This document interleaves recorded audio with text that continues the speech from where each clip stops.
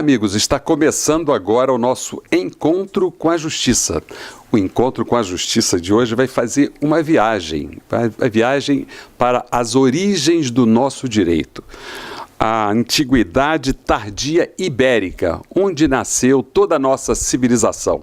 O convidado é o juiz de direito, Dr. João Marcos Fontinato. Ele acaba de lançar um livro cujo título é exatamente A Antiguidade Tardia Ibérica. Então você aproveite para melhorar os seus conhecimentos sobre as origens do direito, as origens da nossa civilização, que vem de longa data.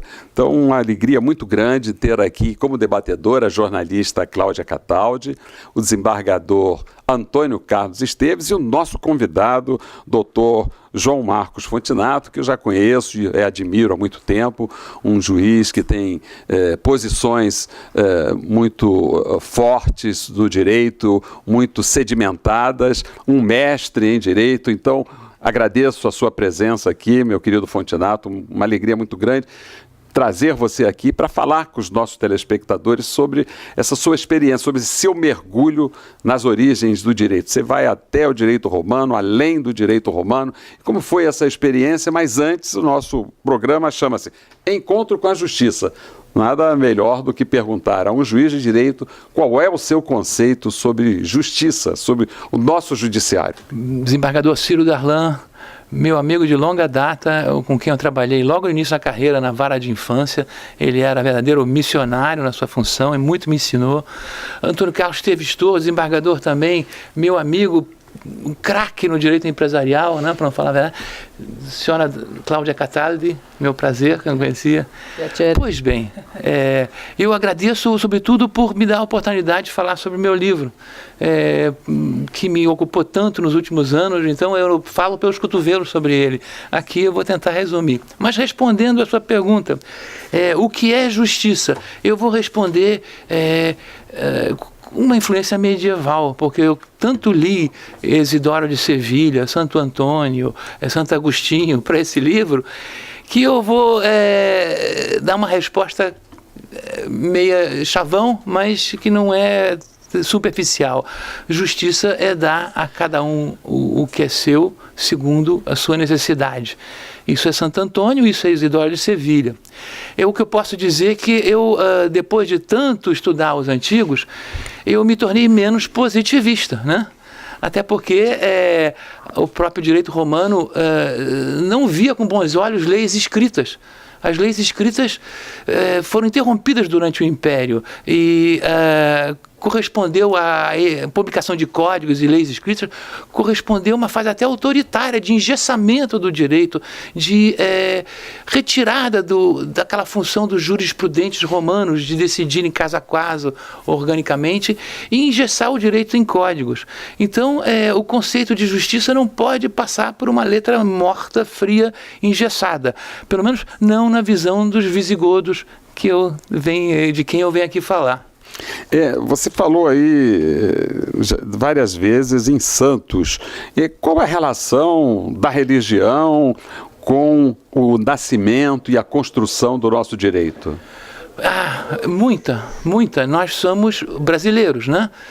Nosso país veio de Portugal, só resumindo.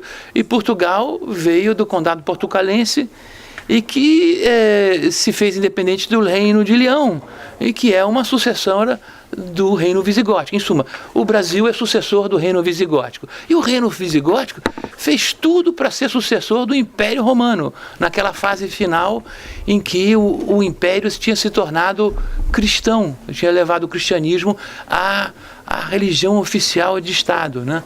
Então, a religião, nessa época minha, era profundamente ligada ao direito. Os romanos, na sua época clássica, tinham logrado distinguir direito de religião. Passaram a desenvolver uma técnica especial de encontrar e solucionar o direito independentemente da religião. Eles exatamente tiraram dos sacerdotes a solução das questões jurídicas e deram aos jurisprudentes. Isso Roma fez. Sequer a Grécia fez isso, mas Roma. Pois bem, mas no final do Império isso se reverteu e o cristianismo, vamos lá, o Império se apoderou do cristianismo por uma legitimação e o cristianismo penetrou o direito romano em vários setores de forma perfeitamente simbiótica. Essa divisão de Roma e o seu governo, eu confesso que vejo até pessoas qualificadas se enganarem acerca de que direito romano o senhor está falando e quando é que, afinal de contas, o Império Romano adotou a religião? Bom, pois bem, o Império Romano teve 1.500 anos, o Império Romano do Ocidente, e mais 1.000 anos com o Império Romano do Oriente. Então é uma longa história, A gente sabe que o cristianismo, finalmente, através do Edito de Milão, em 313, ele elevou o cristianismo a um status de religião oficial, não ainda exclusiva. Ele apenas concedeu ao cristianismo a isenção fiscal que o direito, que a religião oficial tinha.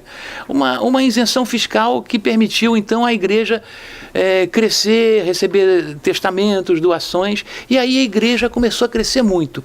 Mas ela só se tornou, assim, a religião exclusiva do Império Romano um pouco mais tarde com Teodósio, em 380.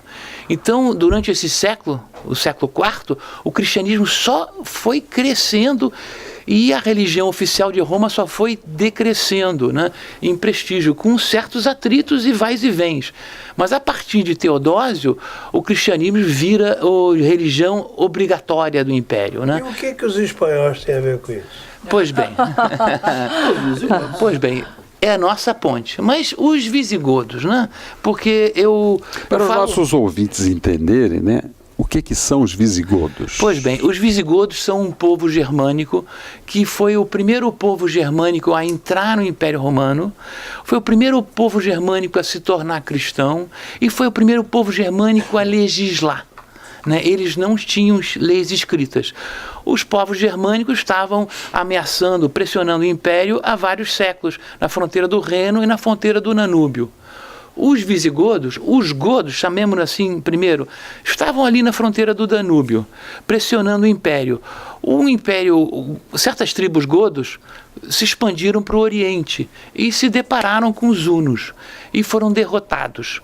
E aí houve uma avalanche una Europa dentro. Os visigodos, que eram as tribos mais a oeste desse agrupamento godo... Hoje ficaria em que espaço geográfico? Seria na Romênia, na Dácia, na antiga Romênia, e eles pediram licença para entrar no Império. E o imperador consentiu e os pôs na Mésia, no norte da Bulgária. Atravessaram assim, o Danúbio da Romênia para a Bulgária. E eles ali os pôs como se fosse um estado tampão para proteger um para-choque daquela horda una que ia vir. Os visigodos foram muito maltratados ali, aquele status de federados que lhe tinha sido concedido não foi respeitado pelos romanos, né? E eles se revoltaram várias vezes e venceram os romanos. Aí, indas e vindas, eles acabaram sendo reabsorvidos pelo Império Romano como federados, como mercenários, digamos assim, daí até o saque de Roma por um chefe deles, Alarico, em 410, que agia como magister militum do Império Romano. O Alarico e os seus godos eram mercenários, assim, soldados, agora um marechal do Império Romano que foi a Roma se cobrar, porque não havia sido pago. Quando o cristianismo, porque ela veio do bispo Ário, que era da Cineraica e era presbítero em Alexandria. Então, estamos bem distante disso. Ário, quando o Império Romano se tornou cristão, a igreja ainda estava formando sua teologia, né? Ário, nas suas ideias, elucubrando sobre a relação entre o filho e o pai, entendeu que o pai teria, a certa altura, criado o filho. E o filho, apesar de ter uma duração superior à dos séculos, à dos tempos... O pai e o filho, você está falando, a Santíssima Trindade? É exatamente, isso? Exatamente. Havia divergência, então, na interpretação. Estava começando a se formar a ideia, porque se a gente for às Escrituras, não há uma definição clara disso. A teologia cristã foi se formando ao longo dos séculos, e a duras penas e com algum sangue, e olha sangue nisso. A heresia ariana é a primeira do império, do cristianismo oficial. Foi a primeira divergência teológica que surgiu quando o cristianismo foi alçado a uma religião de Estado, ou uma religião oficializada. E por isso é que mexeu tanto com o império. Essa concepção do Ario, que o filho era subordinado ao pai, e não era coigual, coeterno, provocou uma reação. Vem cá, se o filho é subordinado ao pai, ora, o cristianismo se reduz. Você está reduzindo a divindade do Cristo. E o Cristo é o principal predicado, o Cristo que se fez homem. Desculpem-me estar falando de questões religiosas, mas elas são pertinentes. Na época, só se pensava nisso, né? Eu vou daqui a pouco querer te perguntar exatamente isso, sobre essa questão política religiosa, mas conclui que eu quero exatamente chegar nessa questão. Eu estava falando da heresia, heresia do pai, do julgamento, né, final, né, da mitologia egípcia. Deixa eu concluir que eu quero te fazer uma pergunta sobre isso. Olha que eu não concluo, hein? Não, mas... eu estou na fila porque eu quero saber sobre a herança ibérica aqui no Brasil. Bom. Mas a minha pergunta vai contemplar isso, você já pega a carona aqui. Já... Pois bem, quando o cristianismo se tornou oficial, começou-se a pensar muito nisso, e essa ideia de que o filho tinha sido criado pelo pai, reduziu a divindade do filho. E o grande plus, o grande tchan do cristianismo é que Cristo se fez homem. Isto significa, nós, a raça humana, tivemos uma ponte para Deus, né? Coisa que as outras religiões não tinham até então. Então, se você reduzir essa ponte, você reduz todo o cristianismo. E foi assim que o bispo de Alexandria, Alexandre, viu Ario. Isso aí isso é um absurdo, isso aí é completamente perigoso. Que ano é esse fato? É Alexandre, Ario... 318. 318 é a data da publicação da Thalia de Ario. Só para a gente entender, 318 antes... Depois de Cristo. Já é cristianismo. E... Agora, essas concepções da Santíssima Trindade tinham uma base muito na filosofia grega, né? E Alexandria era o caldeirão de filósofos. Alexandria, que é uma cidade grega, né? Onde se falava grego, metade da população era grega, mas bebia água naquele misticismo egípcio e tinha a maior colônia judaica fora de Israel, né?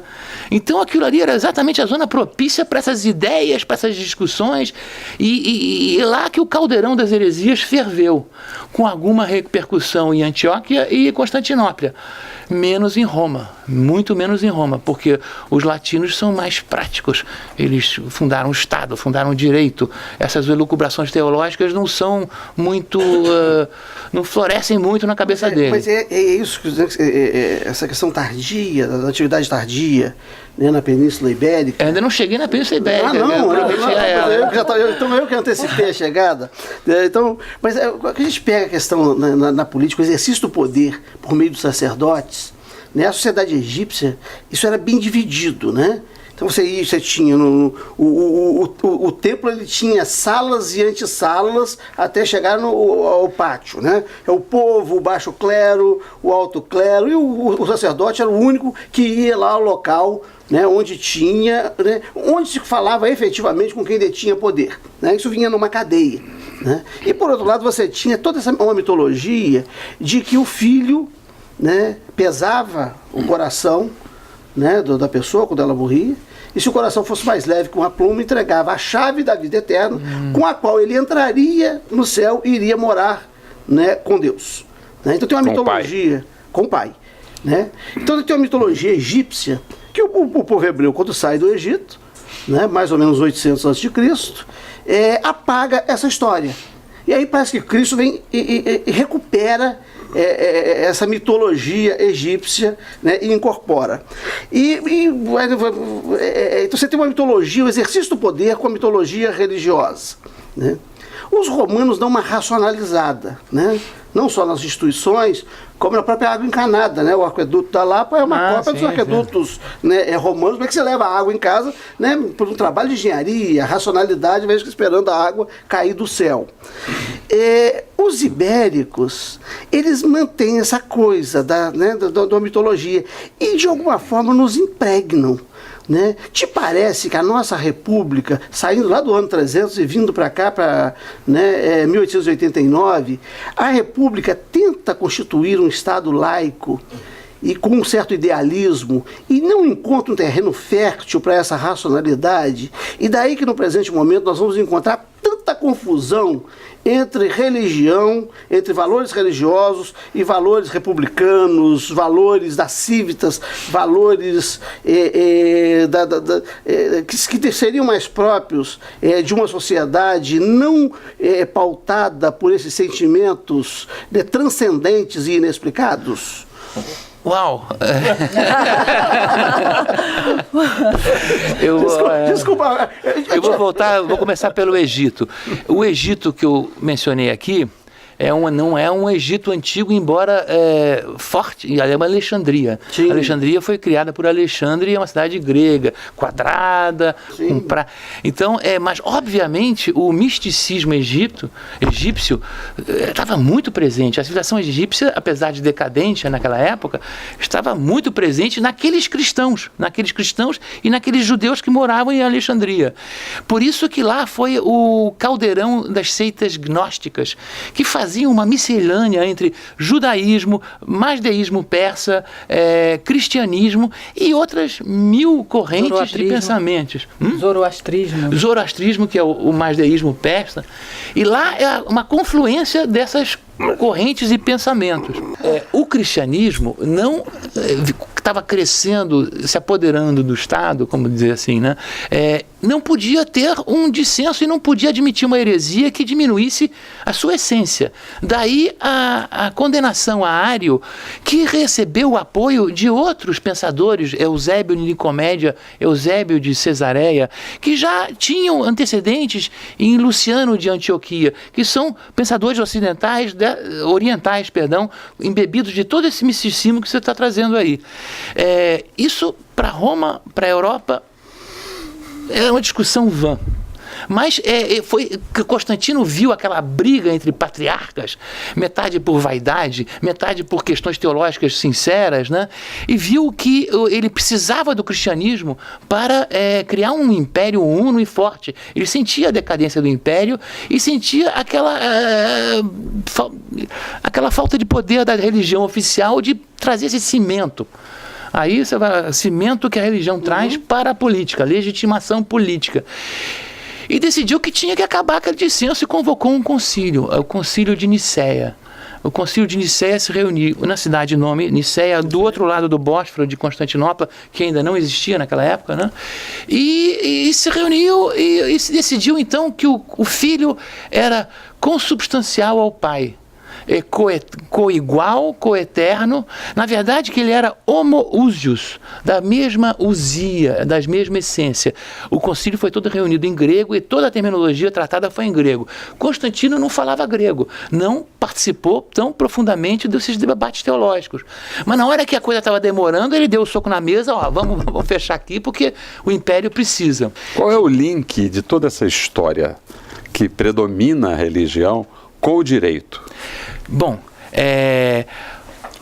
a distinção de direito e religião que tinha sido atingida pelos romanos estava começando a perder terreno e cada vez mais se ligando.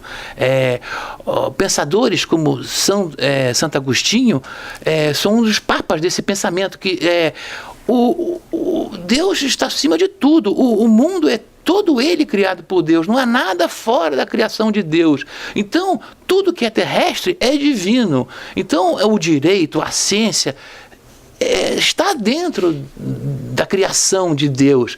Então não existe nada fora da religião. Esse é o início do pensamento medieval, que começa exatamente nessa época. Eu citei Santo Agostinho, mas vários pensadores estavam pensando desse jeito. O Teodósio, que é imperador, que finalmente afasta os arianos, sucessores de Constantino, ele impõe por édito, por lei, é o Edito de Salônica, que o filho é consubstancial ao pai. Isso é lei. Eu diria mais, é uma norma constitucional, uma cláusula pétrea constitucional. E são heréticos os arianos, macedonianos, fossianos e todas aquelas heresias que pululavam no Oriente naquela época. Então estamos falando aí de uma concepção teológica virar direito positivo. E direito positivo com a espada do outro lado da mão. Então a lei romana e os códigos que se foram promulgados a partir daí contemplavam isso tudo. Não só davam imunidade fiscal para a igreja, mas como também proscreviam todo mundo que não fosse niceno. Professor, pegando uma carona também, assim, acelerando no Damasceno mais ainda, te vendo como esse super mega especialista não, nem tanto. na Península Ibérica, o que a gente poderia explicar historicamente do que houve conosco brasileiros de herança ibérica? Sim. Além das Cláudias que vieram de lá. Cláudia germânica. Cataldi. Não, é visigodo. Não, ela é Cataldi, ela é italiana, é romana. Cláudia é muito romana. Eu acho que é um nome pré-cristão até, né? O imperador Cláudio do primeiro século depois de Cristo, né? Então, mas deve haver Santa Cláudia, senão você pode... Se não tem, é a primeira. Nós vamos votar nela. Mas, pois bem, esses visigodos que se tornaram cristãos e que entraram no Império como mercenários de Roma e que finalmente se fixaram na Aquitânia e se expandiram para a Península Ibérica, eles finalmente formaram um reino muito curioso.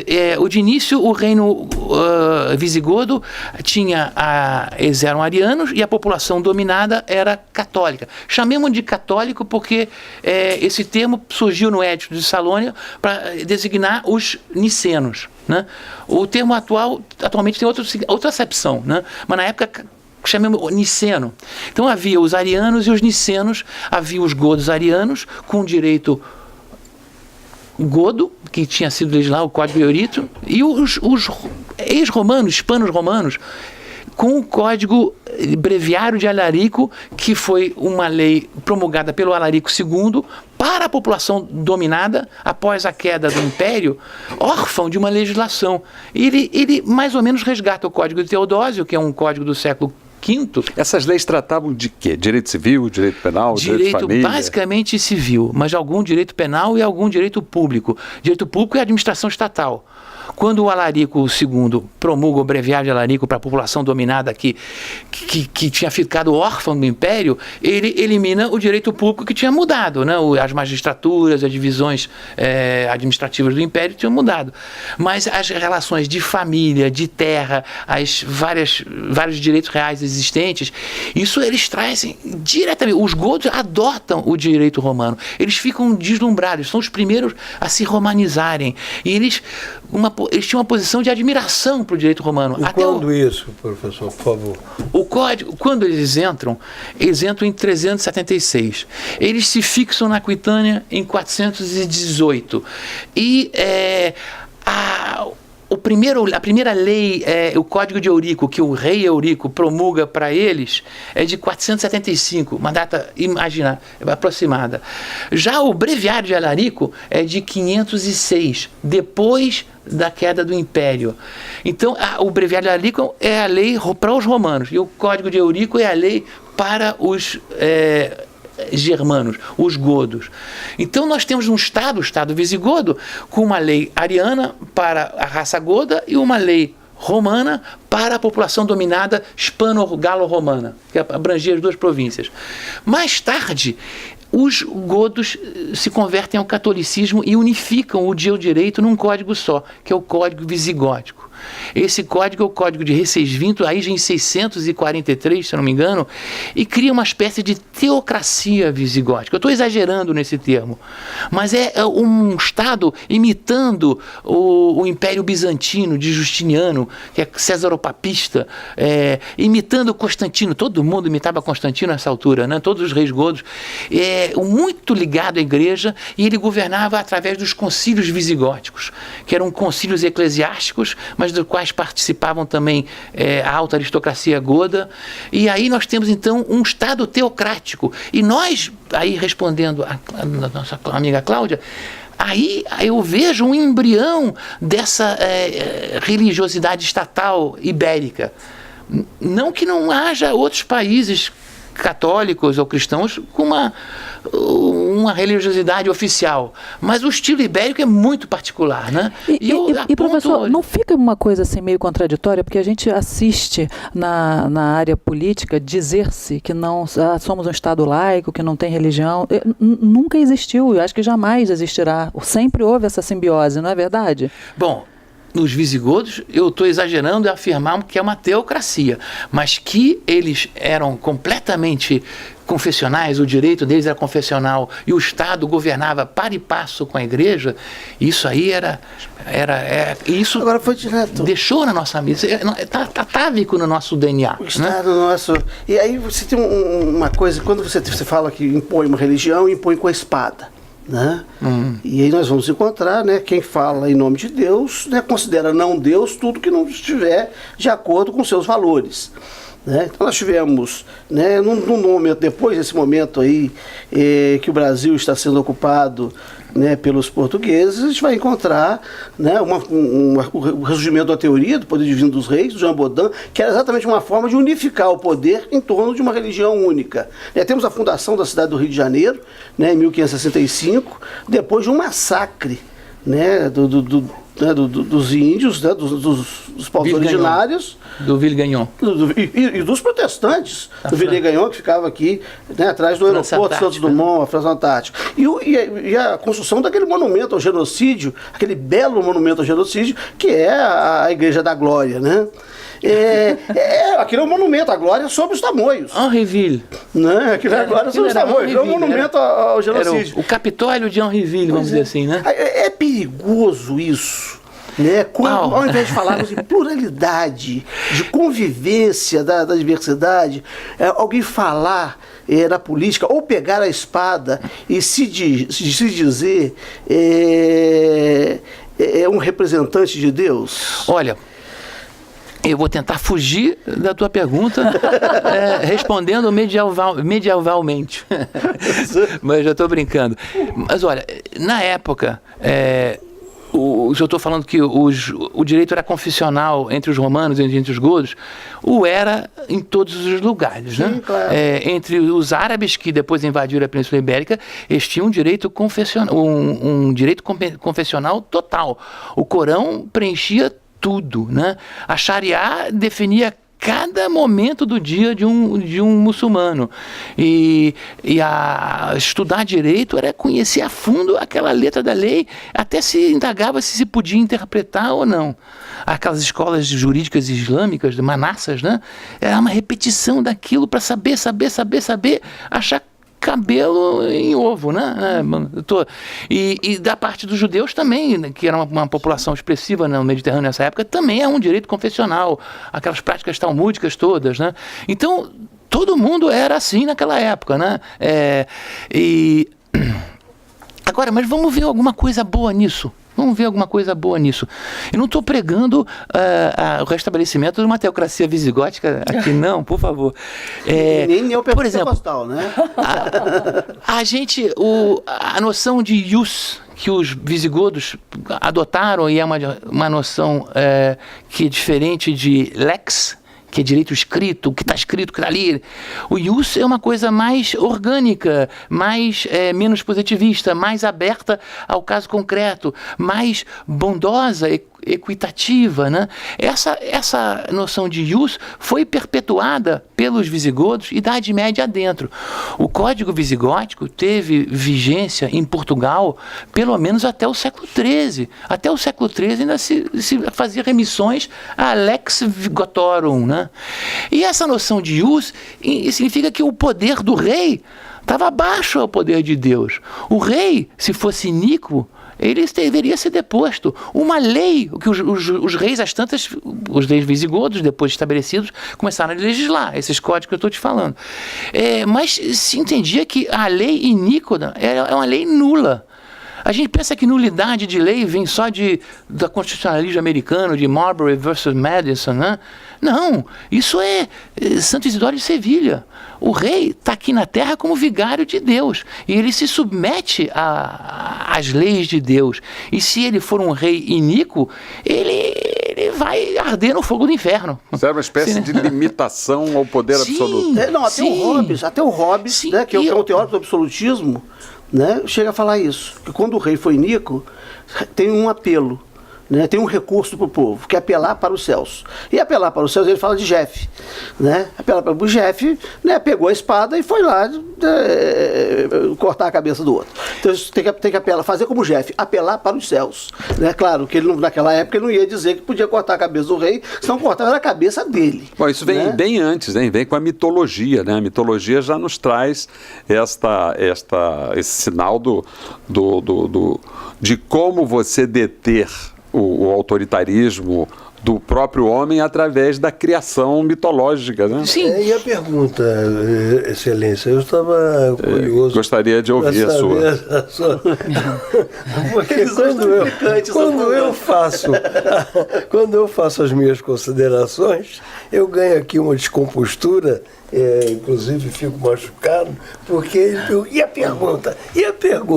A pergunta é a seguinte: durante quanto tempo, isso tudo que o senhor acabou de nos dizer, durante quanto tempo se desenvolveu essa sistemática? Ora, quantos séculos?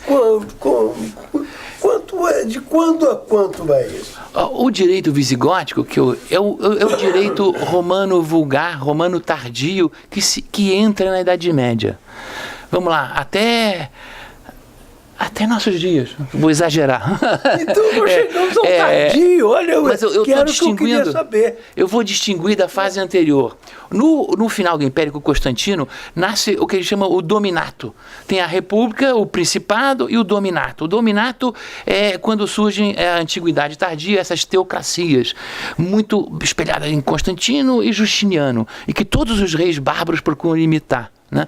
Então, esse dominato começa com Constantino, mas eu aponto que os visigodos têm até vamos dizer, um passo à frente do Constantino. Não existe aquela máxima do Tardo Romana de que princeps legibus solutus est, isto é, o príncipe está acima da lei. Ora, isso na concepção visigótica, influenciada por Isidoro de Sevilha, não. Ele não está acima da lei. Pelo contrário, ele deve cumprir a lei. Os reis eram eleitos, né? Os reis visigodos, né? Ele tem que cumprir a lei, porque a lei foi criada por Deus. Então o príncipe tem que criar Deus. Mas caso da ius, não da lex, que a gente está se referindo. Da lex. Né?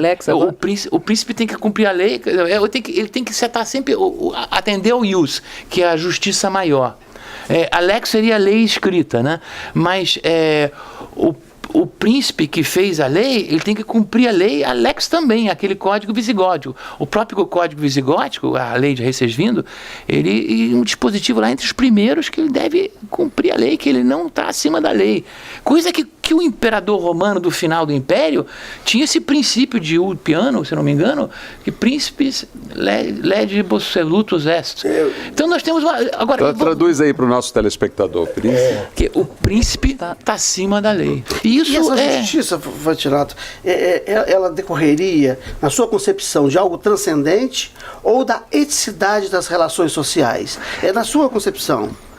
Essa justiça é transcendente ou é própria das construções sociais, da eticidade das relações sociais? Eu prefiro ela sendo transcendente. Eu não sei te responder, talvez eu morra sem te responder precisamente isso. Mas eu tenho uma simpatia pela transcendência, né? Talvez meu vestígio jesuítico, assim, da minha formação, né? Que me parece mais saudável, mais salutar, né? Do que das perto das relações sociais. Para mim parece o contrário. Porque as relações sociais são muito perenes, né? São mesmo. E o direito é muito mais duradouro, mais profundo que isso. É muito interessante que você fala. O professor Dall'Ari, quando ele vai falar dos professores de direito, ele fala assim, tem uns professores que entram numa sala e leem a lei. Assim, eles não são professores de direito, eles são professores de lei. Né? Eu acho que está bem nessa concepção do que você fala do ius e do lex, né? Essa visão do professor Dall'Ari, que também tem uma concepção transcendente de justiça, né? E de direito, que é também o religioso, né? Você está concordando comigo, então? Não ele. E como que seria, então, fica aqui para vocês, esse mundo que eu estou imaginando aqui, eu sou a mais leiga da mesa, né? Eu não sou da área jurídica. E como seria esse mundo sem a lei escrita? Quer dizer, me remetendo ao positivismo que você se referiu no início. Uma coisa... E voltando à justiça, que é a primeira pergunta do desembargador Cero. É que nós estamos procurando e não encontramos. Mas a gente tem que morrer tentando, né? A gente tem que morrer. Né? Aquela história do Sísifo, né? Mas... Ficaria muito a critério do próprio julgador, quer dizer, essa lei não escrita a que você se refere? Eu vou citar um exemplo. Nós temos um princípio de justiça que é basilar. Nulla pena sine previa legge, né? Para nós, no direito penal, então, a viga mestra do direito penal. Pois bem... Isso antes... Do após-democracia. Hoje não, hoje tem muita pena que surge sem lei prévia, né? Bom, há as penas nossa privadas, atualidade. Né? Até sem fato. Eu não estou falando da pena ilegal, da pena privada. Bom, mas voltemos à antiguidade, porque era muito melhor do que a atualidade.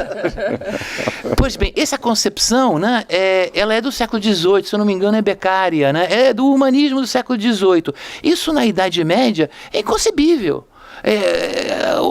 Criar uma lei, a legislação visigótica, volta e meia criava crimes, definia crime, criava penas retroativos. E isso não era nem um pouco horripilante, mesmo para as mentes bem intencionadas, porque o crime, ele é um crime em si, ele viola a noção de ius, de justiça. Então, é que todo pai de família, todo homem normal deve saber. Então, não precisa estar escrito um crime para ser crime. Não precisa estar escrito um pecado para ser pecado. Isso pertence umbilicalmente à nossa alma. Então, na concepção visigótica, vamos dizer assim, uma criação de uma pena retroativa não era problema nenhum, a não ser se a própria lei fosse iníqua. Aí sim, toda lei iníqua é nula. Doutor Fantinato, o senhor faz algum link entre a cisma que houve dos visigodos com relação à visão que tinham do pai e do filho e a reforma protestante, que também se deu no mesmo espaço geográfico, tem alguma coisa a ver? Ou esse povo, ele é mesmo protestante desde a origem? O Ario, entre as biografias que eu li, tem Rowan Williams, o arcebispo de Cantuária, que tem um livro sobre Ario, muito profundo, muito teológico. E ele puxa muito para comparar o Ario a Lutero, a Reforma, né? Pelo menos com aquela liberdade de opinião, né? E é muito interessante nesse sentido. Então, o Ario seria um protestante, seria um Lutero? O Ario, na verdade, ele antes da igreja se tornar oficial, ela não tinha essa hierarquia tão forte, não tinha pelo contrário, era clandestina. Então era um misto de bispos que estavam se formando nos patriarcados com autodidatas carismáticos, até santos. Quando ela se tornou oficial, os bispos, a hierarquia oficial, foi afastando o autodidatismo. O Lutero, que trouxe algumas inovações muito interessantes, como a tradução das escrituras, eu não sou tão favorável do sacerdócio universal, que é o pregável, mas o Lutero é muito comparável a Ário, né? Então o Ário seria um protestante naquela primeira hora, né? Os godos abraçaram Ário não com tanto senso crítico, na verdade, né? Na verdade, aquela ideia de abraçar o cristianismo foi muito pragmática, né? Essa religião aqui é muito mais civilizada, ela tem escrituras, o nosso povo vai poder aprender a escrever, e ela tem um imperador, um só imperador, um só papa, um só Deus.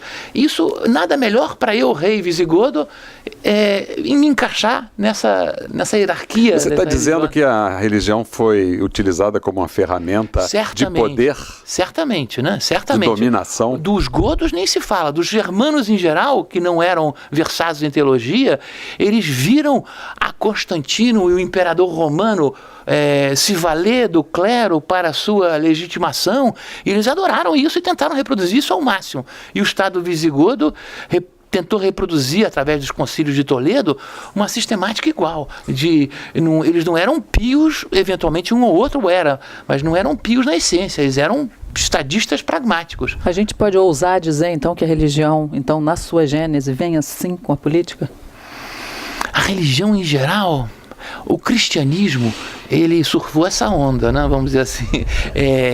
Mas ele também ele adocicou o direito na Idade Média, né? A gente, por exemplo, muitos dos nossos preceitos jurídicos tão caros, Código de Defesa do Consumidor, aquilo ali é puro São Tomás de Aquino. Eu tô exagerando, pai. É puro. Porque está na minha cabeça Deus o que é puro, equidade. Equidade, que a gente sempre na dúvida jurídica a gente apela. Que é coisa mais, um conceito que a igreja se valeu para impregnar o direito dessas bondade, equidade.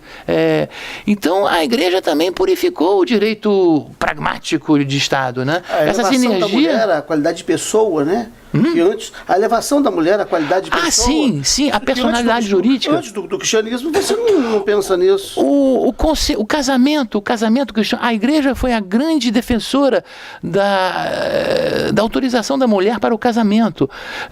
No direito germânico, isso aí não havia tanto. A igreja impregnou o direito romano disso, né? E levou para a Idade Média. O casamento germânico era uma compra e venda. Não é uma compra e venda, porque na verdade a mulher era a matriz de uma nova tribo. Isso é sacrossanto. Mas obviamente a aquiescência dela não era tão importante, vamos dizer assim, né? Fortunato, você fez uma palestra recentemente para os novos juízes sobre humanismo e direitos humanos. Você, nessa sua pesquisa, você viu o nascimento desse humanismo, dos direitos humanos, já na antiguidade, ou ele é uma coisa da modernidade? Bom, o humanismo,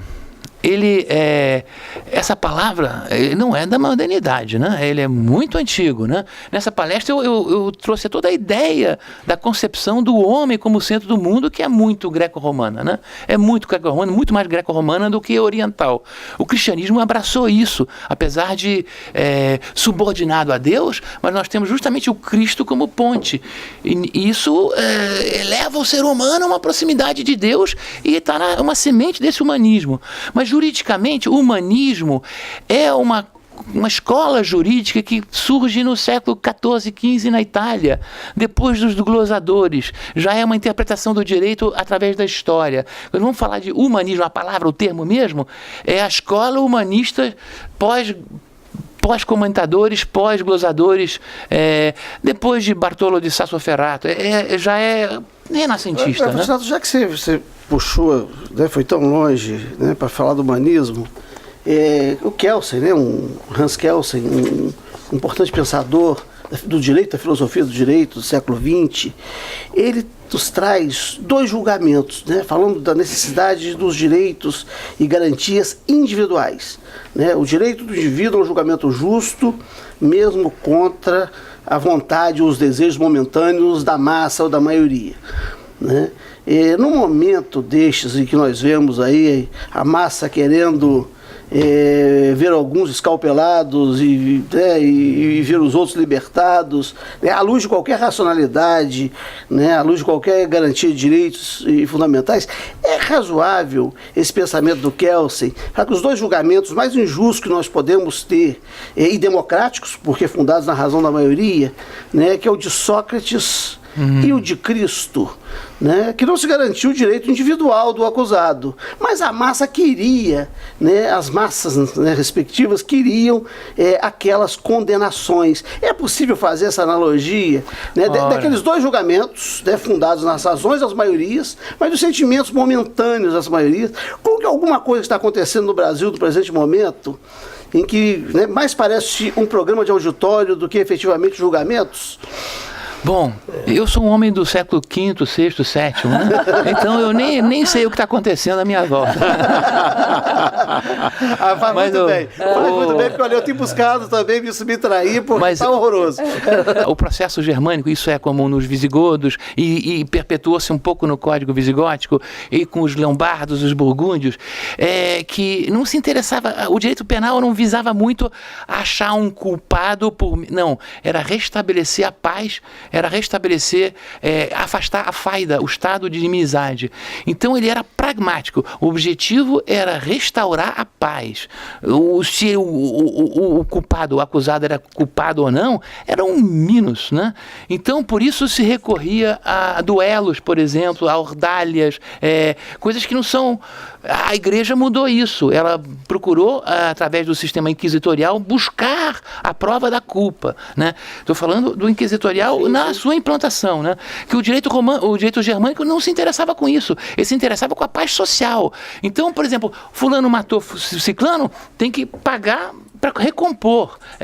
Se houve uma dissídia patrimonial, duelem ou elejam campeões para duelar, porque assim vai ser restabelecida a paz social. Isso foi mudando, né? Porque os próprios reis viram que aquilo aí cometia uma certa injustiça por influência da igreja. Mas, professor, antiguidade tardia ibérica. Por que antiguidade, por que tardia e por que ibérica? Ibérica é porque os visigodos, esse povo assim, o maior protagonista dessa época, se instalou lá e fez um reino lá, do qual nós todos descendemos. Nós todos, que eu digo, a América do Sul inteira, né? Institucionalmente. E a antiguidade tardia é fascinante. Por quê? Porque esse período é fascinante, se estuda muito pouco, todo mundo conhece bem a República Romana, César, mas esse fim de mundo, que na verdade não foi um fim de mundo, foi uma época estruturante que passou da antiguidade para a Idade Média, e quando você estuda isso, você vê que aquilo não era tão trevas assim, pelo contrário, esses sentimentos, esses pensamentos da patrística cristã que influenciaram o direito, Isidoro de Sevilha, Santo Agostinho, é extremamente clarividente, é extremamente equitativo. Né? O diretor então certamente não me deixaria falar mais do que 30 segundos, 20 segundos, mas o fato é que quando a gente vê lá o Pantheon, lá no Panteão de Agripa? Pois exatamente. O que tem a Agripa, porque ali está uma linha divisória entre o Estado e a religião. E quando a gente olha aquele monumento, fica se auto-indagando. Por quê? Mas a divisão, eu estou aqui na dúvida. Ali é um templo pagão, que foi depois tornou-se uma igreja, né? O Panteão mesmo, os romanos inventaram o arco, né? Aquele arco. E fizeram construções assim. Santa Sofia é a esplendor desse tipo de cúpula, né? Com aquela luz lá em cima. Aquilo ali é maravilhoso. É uma construção romana. Os gregos não tinham esse arco, eles tinham portas retas. E acima disso, só depois o arco gótico que foi capaz de fazer estruturas muito mais altas. Então esse panteão, esse esplendor, essa construção enorme, é evocativo dos céus, né? Falemos assim, né? Certamente, né? Mas ainda é pagão daquilo ali. Doutor Fontinato, desculpe, os visigodos conviveram ou disputaram espaço na Ibéria com os árabes? Os árabes invadiram e foi uma batalha.